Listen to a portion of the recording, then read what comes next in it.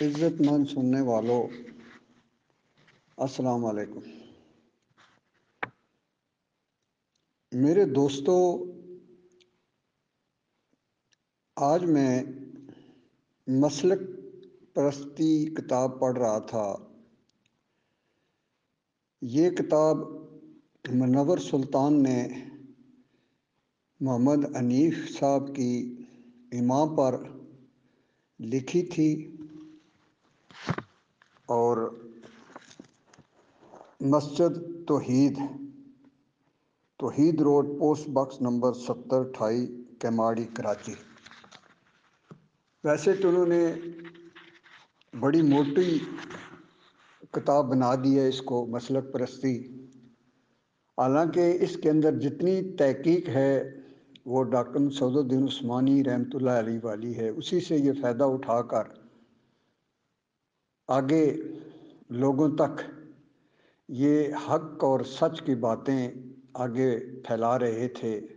بعد میں ان کے اوپر شیطان کا وار ہوا اور انہوں نے توحید کے اندر، بہترین توحید کے اندر شرک کی ملاوٹ کی اور فتویٰ جاری کر دیا محمد حنیف صاحب نے کہ جو یہ عقیدہ رکھے ڈاکٹر مسعود الدین عثمانی رحمۃ اللہ علیہ والا کہ یہ سجدہ شکر تھا، خاندان یعقوب نے سجدہ شکر کیا جب ان کے اوپر اللہ نے رحمتیں نازل فرمائی، جبکہ محمد حنیف صاحب کہتا ہے آیاتی اور مماتی مولویوں کی طرح کہ اوپر سب ایک ہے، نیچے آپس میں ہم نے ملنا نہیں ہے، گٹھے نہیں ہونا، مسجد میں یہ گٹھی نہیں رکھنی ہے۔ تو ڈاکٹر صاحب کو تو یہ رحمۃ اللہ علیہ کہتا تھا محمد حنیف، اب تو وہ مر گیا ہے، اپنے وہ مشرکانہ عقیدے کی وجہ سے جو ان کا شرک کرنے والوں کا ٹھکانہ ہے وہاں پہنچ گیا ہوگا، پتہ بھی سب چل گیا ہوگا۔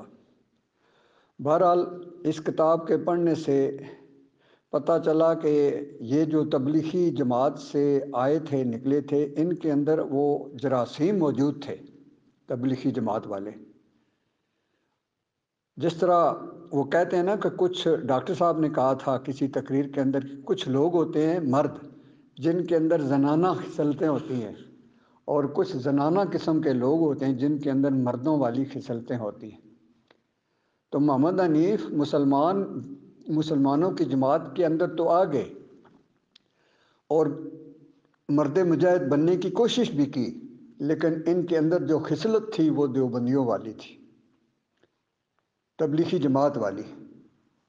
تو یہاں اسی کتاب کے اندر دیکھیں کیا پتہ تھا۔ اب یہی ایک جو چیز ہے جو یہ دیوبندیوں کو تانے دیا کرتے تھے کہ دیکھو جی انہوں نے اس طرح تفسیر کر دی ہے، آج وہی تفسیر یہ ہمارے خلاف جو ہے نا دلائل دے رہے ہیں، وہی تفسیر جو انہوں نے دیوبندیوں کو یاد دہانی کرائی تھی اور تنزیہ انہیں کہا تھا کہ دیکھو تم یہ لوگ غلط ضمائر استعمال کر رہے ہو، قرآن سے غلط طریقے سے اس چیز کو ثابت کر رہے ہو۔ کس چیز سے، کس چیز کو ثابت کر رہے ہیں؟ یہ ان کا مذاق بنا رہے ہیں کہ مولانا فضائل درود میں نبی صلی اللہ علیہ وسلم پر صلاۃ و سلام کے الفاظ میں سیدنا و مولانا، کیونکہ یہ عنوان بھی یہی ہے کہ علماء کو مولانا کہنا کیسا، علماء کو مولانا کہنا یہ ان کا موضوع ہے۔ اور یہاں یہ بات کہہ رہے ہیں کہ فضائل درود میں نبی صلی اللہ علیہ وسلم پر صلاۃ و سلام کے الفاظ میں سیدنا و مولانا کے جواز میں زکریا کاندلوی صاحب نے اس طرح کی تقریر کی ہے جسے ملا تونسی نے بھی نقل کیا ہے، اور اس میں دعویٰ کیا ہے کہ اللہ اور غیر اللہ دونوں کے لیے یہ الفاظ استعمال ہوتے ہیں، مگر اللہ کے لیے کامل اور اکمل معنوں میں، جبکہ غیر اللہ کے لیے دوسرے معنوں میں، اور مثال کیا دیا رعوف اور رحیم کی۔ رؤوف الرحیم کی دی ہے کہ جو اللہ اور نبی صلی اللہ علیہ وآلہ وسلم دونوں کے لیے قرآن میں استعمال ہوا ہے۔ دیکھا، تو محمد حنیف نے بھی یہی مثال دی ہے کہ اللہ تعالیٰ جب اپنی صفت اپنے نبیوں کے اندر ڈال دیتا ہے ضرورت کے وقت، یا اب عیسیٰ علیہ السلام کے اندر اللہ تعالیٰ نے اپنی صفت ڈال دی، تو سوال کرنے والے نے جب سوال کیا تو وہاں بھی اس نے یہی کلیہ استعمال کیا، یہی دلائل دیے اور بڑا پریشر ڈالا، سوال کرنے والے کے اوپر بڑا پریشر ڈالا، ایک مولوی کی طرح، فنکار مولوی کی طرح۔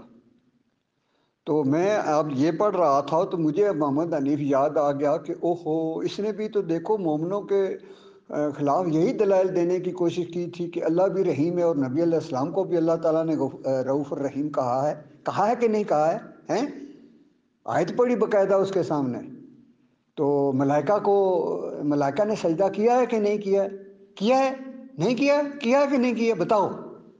اچھا، یوسف علیہ السلام نے خواب دیکھا، سجدہ اس کو وہ 11 ستارے سجدہ کر رہے تھے کہ نہیں کر رہے؟ کس کو سجدہ کر رہے تھے؟ یوسف کو کر رہے تھے کہ نہیں؟ وہ سوال کرنے والے کے اوپر اس طرح پریشر ڈالا۔ پھر آگے یہ جب اللہ کے اوپر انہوں نے الزام لگایا تو پھر بعد میں یہ بھی کہہ دیا کہ دیکھیں، جب یوسف علیہ السلام نے اپنے والد سے کہا کہ ابا جان یہ اس خواب کی تعبیر ہے، یعنی آپ نے جو مجھے بتائی تھی میری خواب سن کر وہ غلط تھی، وہ غلط تھی، یہ اس خواب کی تعبیر ہے جو میں آپ کو ابھی دکھا رہا ہوں۔ کیا تعبیر کیا ہے؟ کہ آپ کو، ابا جان آپ کو میرے قدموں میں اللہ نے گرا دیا، مجھے سجدہ تعظیمی کروا دیا، میری ماں کو بھی، میرے بھائیوں کو بھی۔ ابا جی یہ اس خواب کی تعبیر ہے، میری خواب سن کر یہ جو 40 سال بعد 45 سال بعد مجھے اللہ نے یہ جو چیزیں دینی تھیں، تو آپ نے مجھے بچپن میں جو بتائی تھیں وہ جو ہے نا وہ غلط تھی۔ یا محمد حنیف کہتا ہے کہ پیغمبرانہ فراست ہے، کیا غیب کی بات بتانا، یہ اگر کوئی بندہ اعتراض کرے کہ پیغمبر غیب کوئی نہیں جانتے تو کیا آپ یہ جواب دے سکتے ہیں، اس کو مطمئن کر سکتے ہیں کہ پیغمبرانہ فراست سے پیغمبر مسئلے کو سمجھ لیتے ہیں؟ تو جب نبی علیہ السلام کی ایک بیوی نے کہا کہ راز کی بات دوسروں تک پہنچا دی، تو جب نبی علیہ السلام نے ان سے پوچھا تو فوراً اس نے کہا کہ آپ کو کس نے بتایا ہے؟ تو نبی علیہ السلام نے یہ نہیں کہا، محمد حنیف والا جواب نہیں دیا کہ پیغمبرانہ فراست جو مجھے میرے پاس ہے، پیغمبرانہ فراست سے میں جان گیا ہوں، نہیں، انہوں نے کہا مجھے اللہ نے بتایا ہے۔ تو اسی طرح یعقوب علیہ السلام کو بھی اللہ نے وحی کے ذریعے بتایا کہ یہ جو آپ کا بیٹا خواب دیکھ رہا ہے نا، اس کے اندر یہ خوشخبریاں ہیں کہ اللہ آپ کو پیغمبر بنائے گا، منتخب کرے گا، جس طرح ابراہیم علیہ السلام کو اللہ نے منتخب کیا، اسحاق علیہ السلام کو، یعقوب علیہ السلام کو، اور یعقوب کے بعد یعقوب کی اولاد میں سے تم، اللہ تمہیں منتخب کرے گا۔ کیا یہ 40 سال بعد انہوں نے پیغمبر بننا تھا، 45 سال بعد، کتنے عرصے کے بعد، کتنے سالوں کے بعد؟ کیا یعقوب علیہ السلام غیب جانتے تھے؟ آج اگر محمد حنیف اور اس کے جتنے مقلد ہیں اس بات کو تسلیم کر لیں کہ یعقوب علیہ السلام کو اللہ تعالیٰ نے وحی کے ذریعے اس خواب کی تعبیر بتا دی، تو یہ اس کے منکر ہیں، نہیں مانیں گے، بالکل نہیں مانیں گے۔ اور یہ اتنے لیچڑ ہیں محمد حنیف اور اس کی جماعت جتنی ہے، اس کے مقلد جتنے ہیں، کہ جب اس نے کہا کہ یہ سجدہ جو ہے مخصوص قسم کا سجدہ کسی بھی شریعت میں حرام ہے، بلکہ خارج از امکان ہے، تو کسی نے بھی نہیں اعتراض کیا۔ واقعی یہ بات سچی تھی، یہ بات صحیح تھی کہ کسی بھی شریعت میں اللہ کے علاوہ کسی کو سجدہ حرام ہے، بلکہ خارج از امکان کسی بھی شریعت میں کسی میں۔ لیکن اب اس نے حلال کر دیا، اور حلال کرنے کے بعد اس کو موت آ گئی، پھر موقع بھی نہیں ملا کہ بتائیں کہ یہ اسی کے اوپر ڈٹا رہا، اسی کے اوپر جمع رہا۔ اور جس طرح کوئی ارشد نے بھی بات کہی تھی، جس طرح کوئی ڈرائیور کسی ڈرائیور کو ڈرائیونگ سکھاتا ہے، تو اس ٹائم تک وہ روڈ کے اوپر میں گاڑی چلانے نہیں دیتا جب تک اس کو اعتماد نہیں ہو جاتا کہ یہ ڈرائیور ہے، اب یہ رش میں بھی گاڑی چلا لے گا، تو اس ٹائم اس کو گاڑی دیتا ہے، خود ساتھ بیٹھ جاتا ہے، اگر اکٹھے ہوں پھر جناب وہ شاگرد کو گاڑی دیتا ہے جب اس کو اعتماد ہو جاتا ہے کہ یہ ڈرائیور صحیح بن گیا ہے۔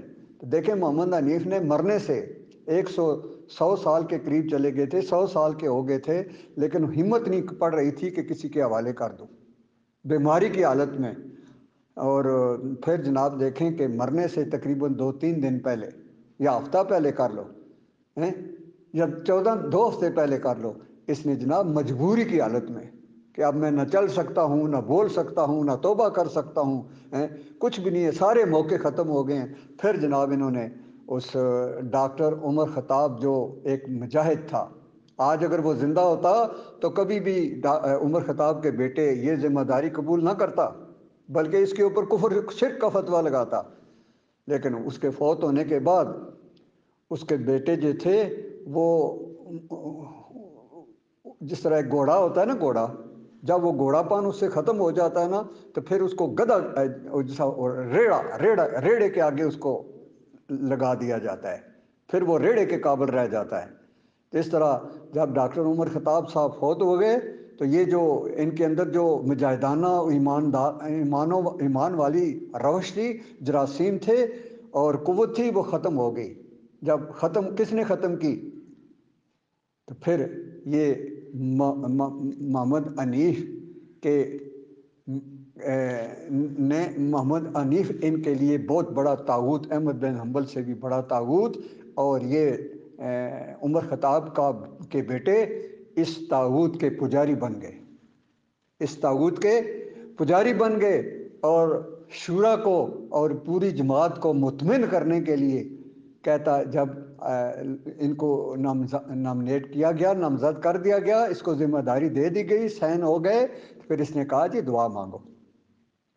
اس نے دعا مانگی، اور بجائے اس کے کہ اللہ تعالیٰ ہمیں استقامت دے اور صحیح راستے کے اوپر چلنے کی توفیق عطا فرما، اور اس نے کہا کہ اے اللہ ہمیں محمد حنیف کے نقش قدم کے اوپر چلنے کی توفیق عطا فرما، قدم بے قدم، گٹھ بائی گٹھ، بالشت بائی بالشت چلنے کی توفیق عطا فرما۔ تو اللہ کرے اس ڈاکٹر عمر خطاب کے بیٹے عبداللہ درانی کی اللہ تعالیٰ یہ دعا قبول کرے، اور اسی محمد حنیف کے عقیدے کے اوپر یہ مرے، تاکہ اسے پتہ چل جائے کہ ایمان کیا ہوتا ہے۔ کیوں؟ اس نے لوگوں کو چکر دینے کے لیے، تاکہ اب مجھے مل گئی ہے وزارت، مل گئی ہے، بہت بڑی ذمہ داری مجھے مل گئی ہے۔ کہاں جناب ڈاکٹر عثمانی کی جماعت مسلمانوں والی، پھر جناب محمد حنیف، یہ علیحدہ بات ہے کہ محمد حنیف نے ڈاکٹر عثمانی کی جماعت سے اپنی پوری جماعت کو علیحدہ کر لیا۔ وجہ کیا تھی علیحدہ کرنے کی؟ صرف یہ تھی کہ ڈاکٹر عثمانی اور اس کی جماعت جو ہے یہ اس سجدے کو کہتی ہے کہ یہ اللہ کو سجدہ شکر تھا جو سب نے کیا، اور محمد حنیف کہتا ہے کہ جو یہ عقیدہ رکھے کہ یہ سجدہ شکر تھا، وہ ڈاکٹر عثمانی تو رحمۃ اللہ علیہ، لیکن باقی سارے مرتد ہیں۔ تو یہ معاملہ ہے۔ تو دیکھیں یہ جو اس نے دلائل دیے نا کہ اللہ بھی رؤوف الرحیم ہے، اور نبی علیہ السلام کو بھی کہا کہ رؤوف الرحیم، یہ اس سوال کرنے والے کو جواب دے رہا ہے۔ تو اب پتہ چلا یہ مسلک پرستی پڑی، تو یہ پہلے تنزیہ طور پر یہ تبلیغی جماعت والے مولویوں کے اوپر بھی منور سلطان جو ہے یہ بات ان کو کہہ چکا ہے کہ تم لوگوں نے کیسی ڈنڈی ماری ہے، کون سی آیت کدھر فٹ کر رہے ہو۔ تو یہ فضائل درود میں نبی علیہ السلام پر صلاۃ و سلام کے الفاظ میں سیدنا و مولانا کے جواز میں زکریا کاندلوی صاحب نے اسی طرح کی تقریر کی ہے، جسے ملا تونسی نے بھی نقل کیا ہے، اور اس میں دعویٰ کیا ہے کہ اللہ اور غیر اللہ دونوں کے لیے یہ الفاظ استعمال ہوتے ہیں، رؤوف اور رحیم۔ تو اللہ تعالیٰ سے دعا ہے کہ اللہ تعالیٰ ہم کو صحیح ایمان کو سمجھنے، پھر اس کے اوپر عمل کرنے کی توفیق عطا فرمائے۔ وقولوا قولی ھذا واستغفر اللہ لی ولکم ولسائر المؤمنین۔